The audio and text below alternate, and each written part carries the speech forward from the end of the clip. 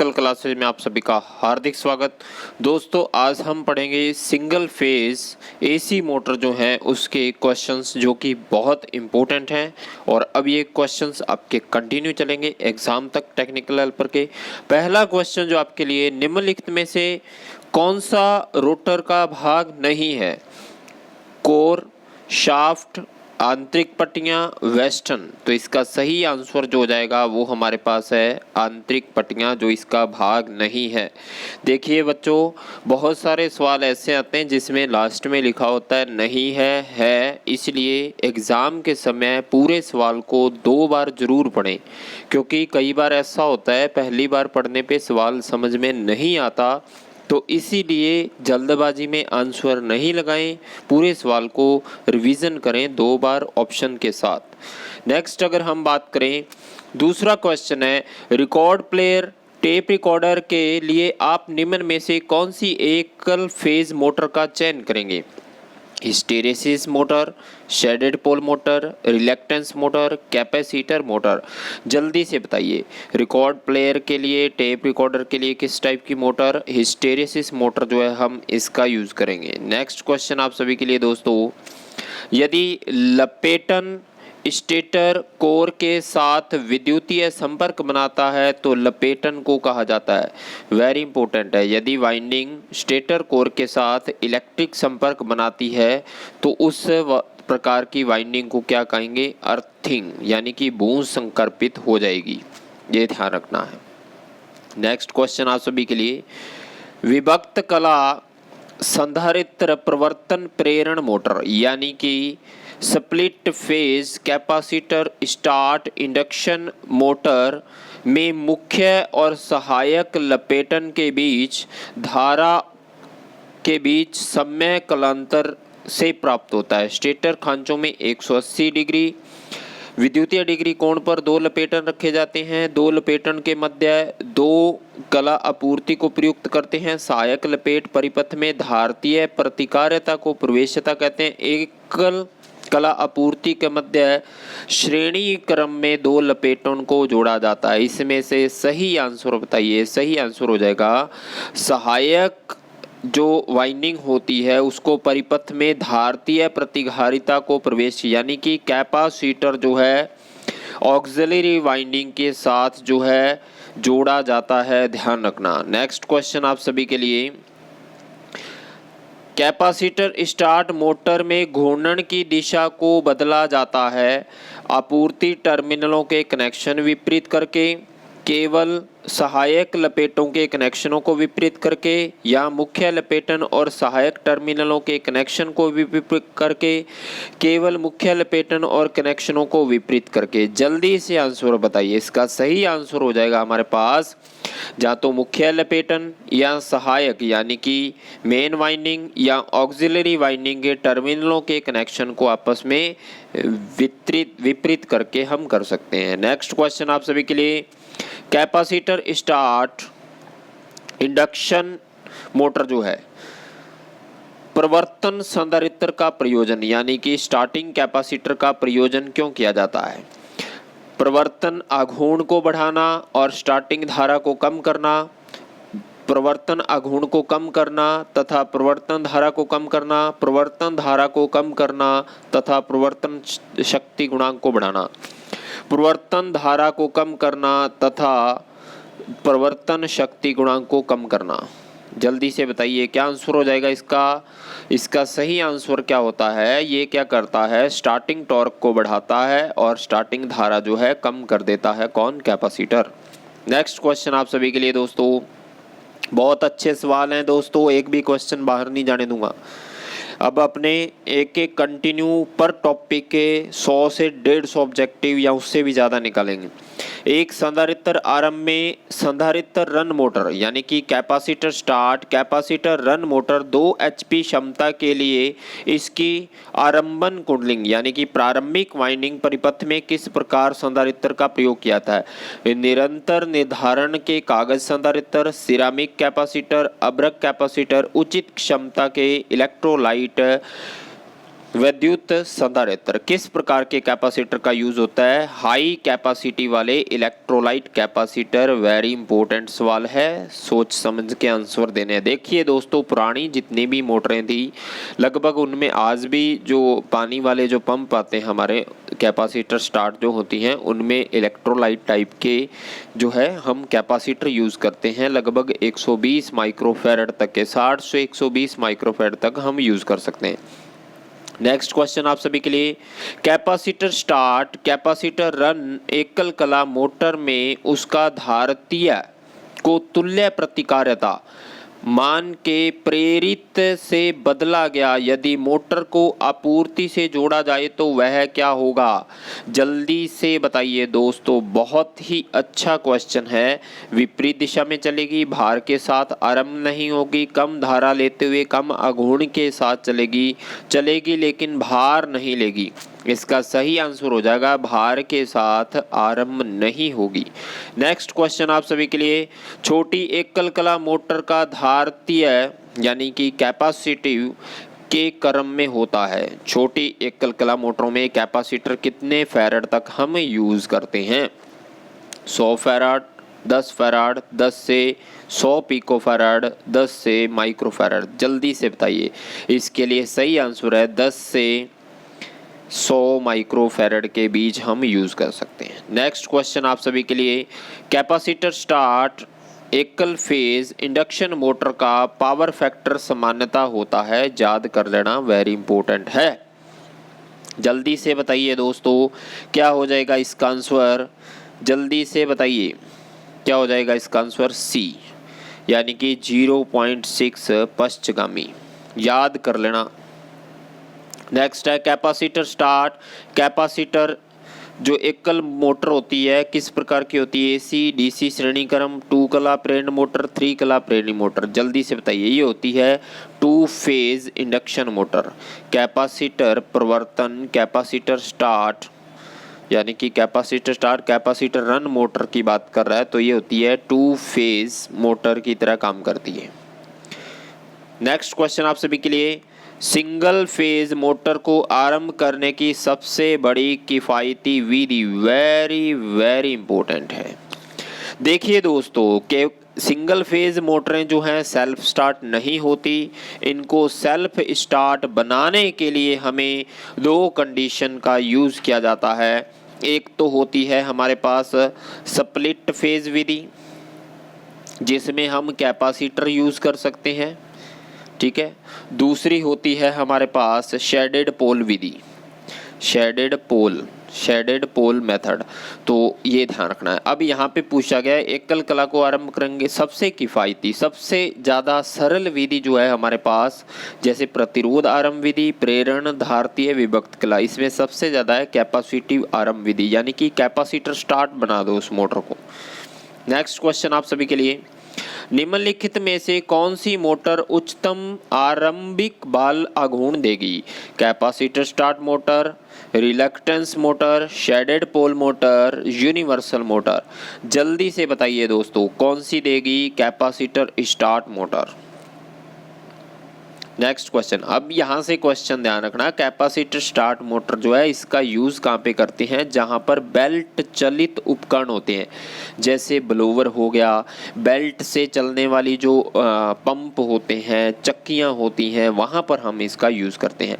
Shaded pole motor अपने आप में ही फेमस है, ये ध्यान रखना है। और रिलक्टेंस मोटर अलग टाइप की होती है जिसमें कॉम्यूटेटर को शॉर्ट सर्किट किया जाता है। और यूनिवर्सल मोटर जो हमारे दोस्तों घरों में जो अपने मिक्सर वगैरह जूसर यूज़ करते हैं, वाहनों के अंदर जो सेल्फ स्टार्टर होते हैं वो भी एक सीरीज मोटर होती है डीसी। और यूनिवर्सल मोटर भी अपने आप में फेमस है क्योंकि इलेक्ट्रिक ट्रेन के अंदर भी इसका यूज़ हम करते हैं कई स्थानों पर। नेक्स्ट क्वेश्चन आता है आप सभी के लिए, सिंगल फेज मोटर में स्टार्टिंग वाइंडिंग होती है, वेरी इंपॉर्टेंट, कहाँ पर होती है दोस्तों? ये होती है स्टेटर पर। स्टार्टिंग वाइंडिंग कहाँ पर होती है? स्टेटर पर। दोनों ही वाइंडिंग होती हैं। उसके बाद संधारित्र प्रवर्तन एकल कला प्रेरण मोटर के संधारित्र को तुल्यांक प्रतिकारिता इक्विवेलेंट रिएक्टेंस, प्रतिकारिता का मतलब रिएक्टेंस, ये ध्यान रखना है, रिएक्टेंस मान के प्रेरित से बदलकर आपूर्ति से कुंजी ऑन किया गया है वह चालू नहीं होगा। चालू होगी चलेगी नहीं, चालू होगी फिर स्तंभ होगी, स्तंभ का मतलब है स्टॉल। उसके बाद केवल भार के साथ चालू होगी। इसका सही आंसर क्या है दोस्तों? केवल भार के साथ चालू होगी। कौन सी? Capacitor start single phase induction motor capacitor को तुल्यांक प्रतिकार्यता यानी कि इक्विवेलेंट रिएक्टेंस मान के प्रेरित से बदलकर आपूर्ति से जोड़ा जाता है, तब क्या होगा? भार के साथ चलेगी। नेक्स्ट क्वेश्चन है, मोटर को ओवरहोलिंग के पूर्व लपेटों की अविच्छिन्नता तथा रोदन परीक्षण के साथ प्रतिरोध मापन आवश्यक होता है। मेंटेनेंस कार्ड को भरना, समुच्चय यानी कि असेंबली के बाद परीक्षण के परिणामों की तुलना करने के लिए, दोष युक्त लपेटन को पहचानने के लिए, परीक्षण के परिणामों को अन्य मोटरों के साथ तुलना करने के लिए। सही आंसर जो होगा हमारे पास वो है असेंबली के बाद परीक्षण के परिणामों की तुलना करने के लिए। अविच्छिन्नता जो यानी कि उसके अंदर लपेटन में कुछ त्रुटियां हो गई या मोटर की वाइंडिंग करते समय कुछ अविच्छिन्नताएं रह गई, और रोटर और वाइंडिंग के बीच हम करते हैं रोदन परीक्षण, ये ध्यान रखना है। तो उस समय क्या है, हम असेंबली के बाद परीक्षण के परिणामों की तुलना करने के लिए करते हैं। नेक्स्ट क्वेश्चन आप सभी के लिए, एक नई ग्रीस युक्त साफ बेरिंग चलते समय अति तप्त पाई गई, यह किस कारण से हुआ? ग्रीस का अधिक भरना, गलत ग्रेड ग्रीस, बेरिंग प्लेट ढीली, ए और बी दोनों। जल्दी से बताइए दोस्तों क्या हो जाएगा? इसका सही है ए और बी, ग्रीस ज़्यादा भरने से, गलत ग्रेड की ग्रीसिंग से, ये ध्यान रखना है। नेक्स्ट क्वेश्चन आप सभी के लिए, प्रवर्तन के संपर्क बिंदु के हल्के गर्त को से साफ करना आवश्यक होता है। जल्दी से बताइए। चिकने रेत पेपर यानी कि smooth sand paper, smooth file, चिकना एमरी पेपर और मिट्टी का तेल। प्रवर्तन यानी कि स्टार्टर के संपर्क बिंदु जो होते हैं उनमें छोटे छोटे क्या है दोस्तों, पिट यानी कि गड्ढे पड़ जाते हैं, उनको साफ करने के लिए हम किसका यूज़ करते हैं? चिकने sand paper, smooth sand paper से उसको हल्का हल्का रगड़ कर हम साफ कर सकते हैं। अगर गड्ढे ज़्यादा नहीं पड़े, कम है तो कर सकते हैं, ज़्यादा पड़ गए तो उनको चेंज कर दिया जाता है। संधारित्र को यानी कि मल्टीमीटर, कैपेसिटर को मल्टीमीटर से परीक्षण करते समय सुई कैपेसिटर को संकेत करते हुए आरंभ से शून्य स्थिति को दर्शाती है। इसका मतलब क्या है? ओपन सर्किट है, शॉर्ट सर्किट है, अच्छी स्थिति है, क्षमता में परिवर्तन। जल्दी से बताइए दोस्तों क्या हो जाएगा इसका? क्या हो जाएगा दोस्तों? वो क्या है? लघु परिपथ हो चुका है, शून्य स्थिति पर आ रहा है मल्टीमीटर की सुई, तो वो कैपेसिटर है, लघु परिपथ। एकल कला कैपेसिटर मोटर को चलते समय शोर करने का एक कारण है। मुख्य लपेटन का लघु परिपथ होना, परिवर्तन लपेटन लघुपथित है, अति भार रिले परिपथ में ढीला कनेक्शन, रोटर शड ढीले हैं दोस्तों। सही से आंसर क्या हो जाएगा इसका? रोटर शड ढीले हैं, ये ध्यान रखना, वेरी इंपॉर्टेंट है। नेक्स्ट क्वेश्चन आप सभी के लिए, कौन सी मोटर एसी और इसी प्रकार डीसी सप्लाई पर कार्य कर सकती है? जल्दी से बताइए। Split phase motor, hysteresis motor, universal और सरचार्ज मोटर। इसका सही आंसर है यूनिवर्सल मोटर जो है एसी और डीसी दोनों पर कार्य करती है दोस्तों। वेरी इंपॉर्टेंट सवाल है, ध्यान रखना। नेक्स्ट क्वेश्चन आप सभी के लिए, एकल फेज प्रदाय यानी कि सिंगल फेज सप्लाई द्वारा उत्पन्न फ्लक्स होता है स्थिर, घूर्णमान, प्रत्यावर्ती, उच्च घूर्णमान। जल्दी से बताइए किस टाइप का होता है? सिंगल फेज सप्लाई का एसी फ्लक्स होती है यानी कि अल्टरनेटिव टाइप। नेक्स्ट क्वेश्चन है, एक फेज यूनिवर्सल मोटर आरंभ होने में असमर्थ है क्योंकि कारण क्या हो गया? मोटर को वोल्टेज आपूर्ति नहीं हो रही, मोटर की क्षमता से अधिक वोल्टेज दे रहे हैं, ब्रशेज अपनी मूल लंबाई से 10% लंबाई के कम हो गए, मोटर पर आरंभ के समय भार रहित होना, जल्दी से बताइए। इसका सही आंसर जो हो जाएगा दोस्तों वो हमारे पास है मोटर को वोल्टेज आपूर्ति नहीं होना, यानी कि आरंभ होने में असमर्थ है, ये ध्यान रखना है। नेक्स्ट क्वेश्चन आप सभी के लिए, मोटर के सामान्य रूप से चलते समय मोटर शीघ्रता से गर्म हो जाती है क्योंकि इसका मतलब क्या है दोस्तों, जल्दी से बताइए। निर्बल रोधन के कारण क्षेत्र कुंडल भूसंपर्क की बेरिंग में अवकाश से अधिक ग्रीस है, दिक् परिवर्तन पर चिंगारी बहुत कम है, आर्मेचर और क्षेत्र कुंडल जले हुए हैं। इसका सही आंसर हो जाएगा दोस्तों वो है हमारे पास बेरिंग में अवकाश से अधिक ग्रीस है।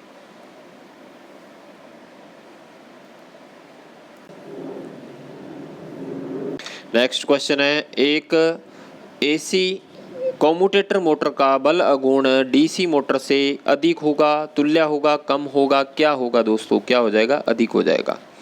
नेक्स्ट क्वेश्चन आप सभी के लिए, यानी कि यूनिवर्सल मोटर किस प्रकार की मोटर है, श्रेणी मोटर, संयुक्त मोटर, कला विघटित, शंट कुंडली, जल्दी से बताइए दोस्तों। ये होती है सीरीज मोटर, ध्यान रखना। नेक्स्ट क्वेश्चन आप सभी के लिए, कैपेसिटर स्टार्ट इंडक्शन मोटर का स्टार्टिंग टॉर्क शून्य होता है, कम होता है, रेटेड टॉर्क के बराबर, रेटेड टॉर्क से अधिक। वेरी इंपॉर्टेंट सवाल है दोस्तों, याद कर लेना। क्या हो जाएगा, इसका सही आंसर हो जाएगा रेटेड टॉर्क से अधिक होता है। नेक्स्ट है, पंखे में कैपेसिटर का प्रयोजन क्यों किया जाता है, गति में वृद्धि करना, दोष होने पर, कला विस्थापन करने के लिए, गति नियंत्रण करने के लिए। सही आंसर जो हो जाएगा इसका, ये लगभग आपको सभी को आता है, कला विस्थापन, फेज स्प्लिट करने के लिए, फेज डिस्प्लेसमेंट करने के लिए। निर्विघ्न चलने वाला टेबल पंखा धुआं देना आरंभ कर देता है, यानी कि पंखा पहले सही चल रहा था, अचानक धुआं निकलना लग गया, तो कारण यह है उसकी वाइंडिंग को वेस्टर्न कहते हैं दोस्तों, शॉर्ट सर्किट हो गई। प्रवर्तन यानी कि स्टार्टिंग लपेट जो है, स्टार्टिंग वाइंडिंग परिपथ को खोलने के लिए सेंट्रीफ्यूगल स्विच जो है उसको असफल हो गई। बेरिंग दूषित होना, अति भार होना। क्या हो जाएगा दोस्तों इसका सही आंसर, इसका सही आंसर हो जाएगा क्योंकि शॉर्ट सर्किट की कंडीशन हो गई हमारे पास, तो वाइंडिंग जो है लघु परिपथ शॉर्ट सर्किट हो गई। नेक्स्ट क्वेश्चन है, छोटे एयर कंप्रेसरों में सामान्यतः कौन सी सिंगल फेज मोटरें प्रयुक्त की जाती हैं, जल्दी से बताइए। Capacitor start, capacitor run, reactions motor, universal, shaded pole motor. कौन सी मोटर जो है होती है वो होती है हमारे पास capacitor start, capacitor run motor. यदि मेज पंखे की बेरिंग में संरेखक न हो तो पंखा होगा उच्च गति पर चलेगा, कम गति पर चलेगा, कार्य नहीं करेगा, शोर करेगा। दोस्तों क्या हो जाएगा इसका आंसर, आवाज़ करेगा। बेरिंग में संरेखक नहीं होगा तो बेरिंग सूखा चलेगा, तो वो आवाज़ करना शुरू कर देगा। नेक्स्ट क्वेश्चन आप सभी के लिए, जो टेबल पंखे डबल इंसुलेटेड होते हैं उनको की आवश्यकता नहीं पड़ती, न्यूट्रल वायर की, फेज वायर की, अर्थ तार की, शील्ड तार। मोस्ट इंपोर्टेंट क्वेश्चन है आपके लिए ये, मोस्ट याद कर लेना। जो टेबल पंखे डबल इंसुलेटेड होते हैं उनको इनमें से किसकी आवश्यकता नहीं पड़ती, न्यूट्रल, फेज तार, अर्थ तार, शील्ड तार। जल्दी से बताइए दोस्तों, किसकी अर्थ वायर की जरूरत नहीं पड़ती क्योंकि वो डबल इंसुलेटेड है। नेक्स्ट है, यूनिवर्सल मोटर झटके देती है क्योंकि आर्मेचर, शॉर्ट सर्किट तथा निर्बल यानी कि कम अर्थ हो रहा है, मोटर सामान्य निर्धारण गति से अधिक गति पर चल रही है, प्रयुक्त वोल्टा बहुत कम है, कमजोर रोधन यानी कि इंसुलेशन कमजोर है, निर्बल भूसंपर्क के कारण क्षेत्र भूसंपर्क होता है। जल्दी से बताइए क्या हो जाएगा इसका आंसर, डी, कमजोर उसका जो है इंसुलेशन होने के कारण। नेक्स्ट आपके लिए, एक यूनिवर्सल मोटर किस पर प्रचालित होती है, परिवर्ती भार पर स्थिर गति, परिवर्ती गति पर स्थिर भार, भार पर निर्भर करते हुए परिवर्ती गति, परिवर्ती भार पर लगभग तुल्यकालिक गति। जल्दी से बताइए क्या हो जाएगा, भार पर निर्भर करते हुए परिवर्ती गति। वेरी इंपॉर्टेंट है यूनिवर्सल मोटर, याद कर लेना। नेक्स्ट क्वेश्चन है, मोटर चलते समय हमिंग शोर करती है जब क्षेत्र कुंडली लघु परिपथ हो, फाउंडेशन ढीला हो, मोटर कम धारा लेती हो, मोटर भार रहित चलती हो। सही आंसर हो जाएगा इसका जो है फील्ड वाइंडिंग जो है लघु परिपथ होगी तो हमिंग दोष उत्पन्न होगा। यूनिवर्सल मोटर के घूर्णन की दिशा को बदला जाता है केवल आर्मेचर के कनेक्शन को परस्पर बदलकर, केवल क्षेत्र कनेक्शन को परस्पर बदलकर, या तो क्षेत्र या आर्मेचर कनेक्शन को आपस में बदलकर, उपरोक्त में से कोई नहीं। तो कौन सा हो जाएगा इसका आंसर, या तो क्षेत्र या आर्मेचर कनेक्शन को आपस में बदलकर। नेक्स्ट क्वेश्चन आता है निम्न में से वैक्यूम क्लीनर के लिए प्रयुक्त मोटर, वेरी इंपॉर्टेंट है दोस्तों, प्रतिकर्षण, यूनिवर्सल, हिस्टेरिसिस, तुल्यकालिक, कौन सी मोटर वैक्यूम क्लीनर के लिए यूज की जाती है, यूनिवर्सल मोटर। हेयर ड्रायर वगैरह जो होते हैं उनमें भी, उनमें तो अपने शेडेड पोल होती है, हेयर ड्रायर वगैरह ये ध्यान रखना है, हिस्टेरिसिस भी यूज कर देते हैं। टेबल पंखे की ब्लेड कंपन तथा ध्वनि कारक होने का कारण है। टेबल पंखे की ब्लेड में वाइब्रेशन और आवाज़ आ रही है, इसका कारण है मिस अलाइनमेंट है, दोषयुक्त नियंत्रण, दोषयुक्त संधारित्र, वाइंडिंग दोषयुक्त है। क्या हो जाएगा आंसर इसका, इसका सही आंसर हो जाएगा दोषयुक्त नियंत्रक, यानी कि इसका एक मिनट, इसका सही आंसर हो जाएगा अनुचित, मिस अलाइनमेंट, क्योंकि ब्लेड का मिस अलाइनमेंट होगा तभी तो वाइब्रेशन होगी, ये ध्यान रखना है। ठीक है, नेक्स्ट क्वेश्चन आप सभी के लिए, जब टेबल पंखा मध्यम गति पर चलता है उच्च तथा मंद गति पर नहीं तो समस्या का कारण होगा रोटर वेस्टन, नियंत्रण क्षेत्र वेस्टन, संधारित्र। तो इसका सही कारण हो जाएगा रोटर वेस्टन जो है, ये रोटर वाइंडिंग खराब है। नेक्स्ट क्वेश्चन है सीलिंग पंखों में उपयोग होने वाली मोटर किस प्रकार की होती है, जल्दी से बताइए दोस्तों। प्रत्याकर्षण, शेडेड पोल, संधारित्र से चलने वाली इंडक्शन मोटर, संधारित्र से प्रारंभ होने वाली इंडक्शन मोटर, कौन सी हो जाएगी, कैपेसिटर से चलने वाली इंडक्शन मोटर, यानी कि इसमें होती है स्थायी कैपेसिटर। स्थायी कैपेसिटर मोटर का हम यूज़ करते हैं दोस्तों, ध्यान रखना। क्लियर यहाँ तक। ये थे दोस्तों आज के हमारे मोस्ट इम्पोर्टेंट क्वेश्चंस, और इसका पीडीएफ हमारे यूनिवर्सल टेक्निकल क्लासेस जो हमारे टेलीग्राम चैनल है उस पर आपको मिल जाएगा, यहाँ हमारा व्हाट्सएप ग्रुप है उससे मिलेगा आपको। और दोस्तों जल्दी ही नया सेशन लेके आएंगे, और अभी जो है आपका जो है एग्ज़ाम भी जल्दी होने वाला है, तो इसलिए रिवीजन के हिसाब से बहुत जल्दी आपका सारा सिलेबस कवर कर दिया जाएगा। धन्यवाद।